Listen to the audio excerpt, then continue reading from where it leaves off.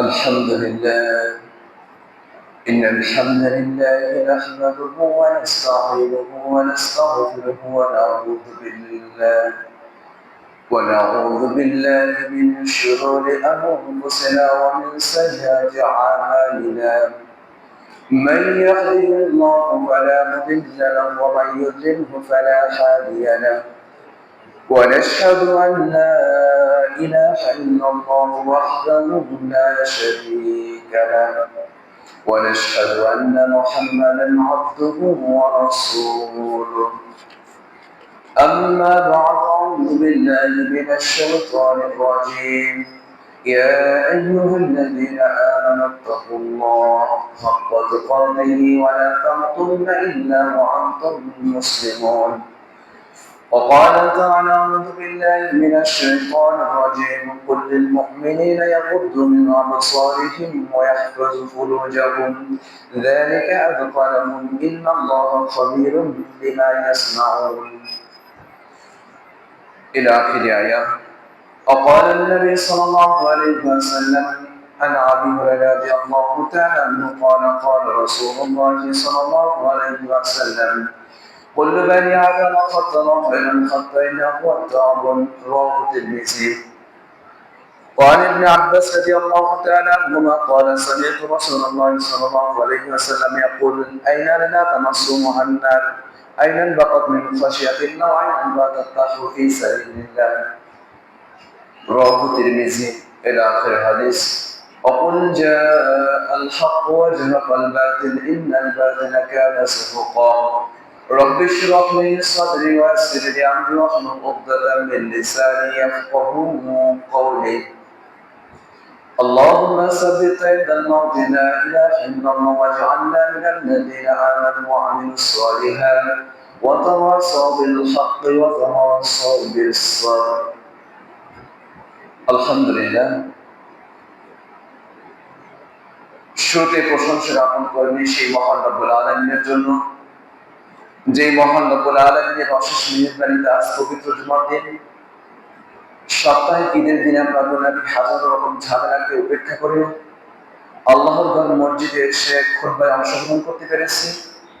এই জন্য শুরুতে সেই মহান রব্বুল আলামিনের দরবারে প্রশংসা জ্ঞাপন করি, সকলে বলে আলহামদুলিল্লাহ।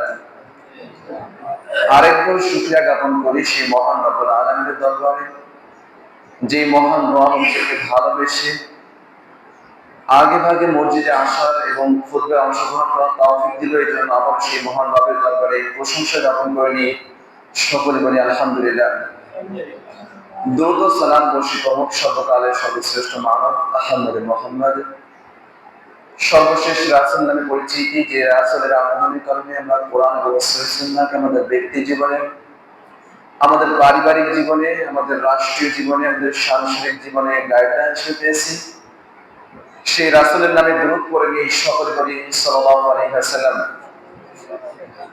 রাসূল সাল্লাল্লাহু আলাইহি ওয়াসাল্লামের আনিত বিধান ছিল প্রতিটি জুমার দিন মুসল্লিদেরকে নিয়ে ইসলামের যে মৌলিক বিষয়, এই বিষয়ের একটি একটি বিষয় সম্পর্কে অবগতি করা, জানানো, প্রশিক্ষণ দেয় ছিল রাসূল সাল্লাল্লাহু আলাইহি ওয়াসাল্লামের জুমার দিনের নিয়ম।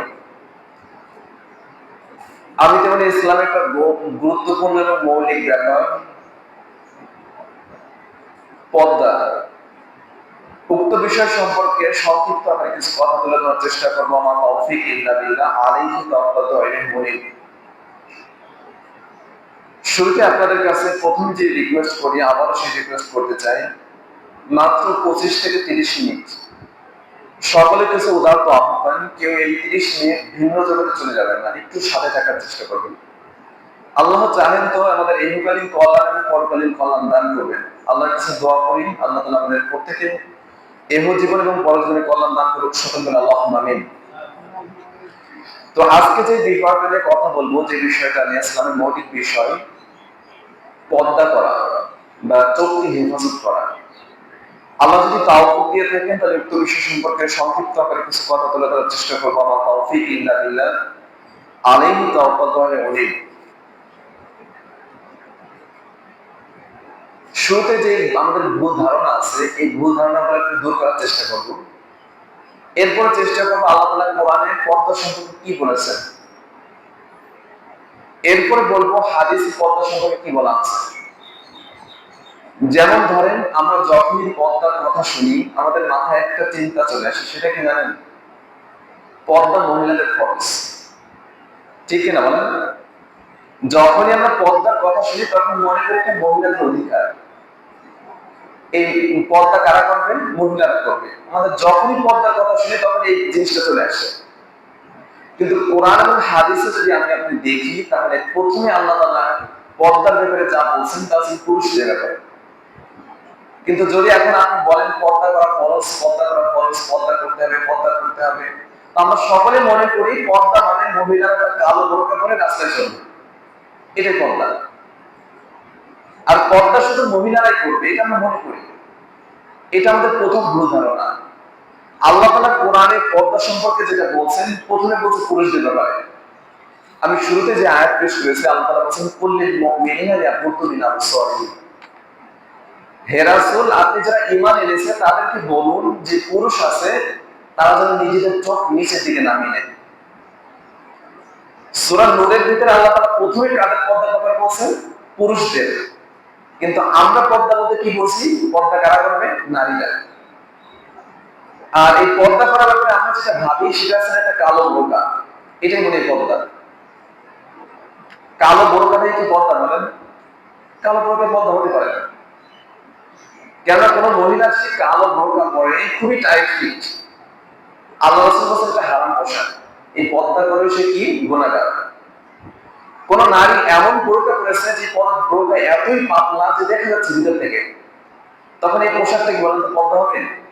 কোনোদিনও পর্দা হবে না, এটাও হারাম। এই পর্দা করলে আরো বেশি গুনাহগার হবে। যদি কোনো মহিলা এমন কোন কালো বোরকা পরে যেটা এত সুন্দর কারুকার্য করা, যেটা দেখলেই পুরুষ আকৃষ্ট হয়, তখন কিন্তু এটা পর্দা হবে না। তো সুতরাং আমি আপনাদেরকে যেটা বলতেছি, পর্দা বলতেই যে আমরা যেটা বুঝি কালো বোরকা, এটা ভুল ধারণা আমাদেরকে বেরিয়ে আসতে হবে।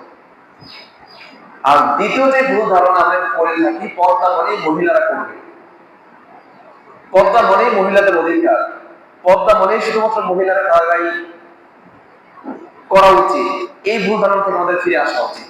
কারণ আল্লাহ তাআলা প্রথমে যেটা বলছেন, প্রথমে যে কথা বলছেন যে কুল্লিল মুমিনিনা ইয়াগুদ্দু মিন আবসারিহিম, হে রাসূল আপনি বিশ্বাসী পুরুষদেরকে বলুন তারা যেন নিজেদের চোখকে মাটির দিকে করে, নিম্নগামী করে রাখে। চাচা কি ঘুম আসতেছে নাকি? চাচা ভাই একটু ঢাকা গেল তো, ঢাকা গেল 20 মিনিট, মাত্র 20 মিনিট, বেশি সময় না। একটু সজাগ থাকার চেষ্টা করবেন ইনশাআল্লাহ। কিছু বলবে একটা কথা শুনে যান আর একটা কথা শুনে যে আমল করেন, ইনশাআল্লাহ দেখবেন কোরআনে কোনো শিক্ষা থাকবে না বাকি। এমন কোন আয়াত থাকবে না যে আপনি পালন করতেছেন না, যদি একটা একটা জুমায় একটা কোরআনে আয়াত মেনে নেন। তো বলতেছিলাম যে পর্দার ব্যাপারে আল্লাহ তাআলা প্রথমে যে ব্যাপারটা বলছেন যে কুল্লিল মুমিনিনা ইয়াগুদ্দু মিন আবসারিহিম ওয়া ইয়াহফাযু ফুরুজাহুম যালিকা আযকা লাহুম ইন্নাল্লাহা খাবীরুম বিমা ইয়াসনাউন। হে রাসূল আপনি বিশ্বাসী পুরুষ, আমরা সবাই বিশ্বাসী না বলেন? একটু কথা বলেন, আমরা সবাই বিশ্বাসী কিনা বলেন? সবাই বিশ্বাসী।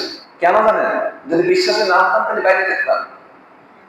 যদি আমরা বিশ্বাস না করতাম আল্লাহ তাআলা একজন আছে, যদি আমরা বিশ্বাস না করতাম মুহাম্মদ সাল্লাল্লাহু আলাইহি ওয়াসাল্লাম আল্লাহর রাসূল, যদি আমরা বিশ্বাস না করতাম কিয়ামত হবে, তাহলে কিন্তু আমরা কেউ মসজিদে আসতাম না। এই একটা ঘন্টা যদি আপনি দোকানদারি করেন, একটা ঘন্টা আপনি 100 টাকা ইনকাম করতে পারবেন। আপনি যদি গাড়ি চালক হন, একটা ঘন্টায় আপনি 10টা টিপ দিতে পারবেন, 10 জন প্যাসেঞ্জারকে কি করবেন এখান থেকে দিতে পারবেন। যদি আপনি ব্যবসায়ী হন, আপনি কি করতে পারেন, 1 ঘন্টায় আপনি 100 টাকা ইনকাম করতে পারতেন। কিন্তু দেখেন এই 100 টাকার মায়া মহব্বত ছেড়ে আমরা মসজিদে এসেছি কেন? আমরা বিশ্বাস করি কিয়ামত আছে, আমরা বিশ্বাস করি আল্লাহ তাআলা আমাদেরকে সৃষ্টি করেছেন এবং তার বিধান, তার জন্য কি করেছি মসজিদে এসেছি। যারা এখনো দোকানপাটে আছে, যারা এখনো অমুসলিম আছে, তারা বিশ্বাস করে না। যারা মুসলমান হওয়ার সত্ত্বেও এখনো দাঁড়িয়ে আছে, তারা প্রকৃত অর্থে বিশ্বাস করে না। কেননা বিশ্বাস মানেই হচ্ছে কি বলতো, আপনাকে কাজের দ্বারা প্রমাণ করতে হবে যে আমি বিশ্বাস করি। যেমন ধরেন আমি আপনি যদি বলি আমার জ্বর হয়েছে, এখন ডাক্তার আমাকে নাপা দিয়েছে, কি বলেন তো?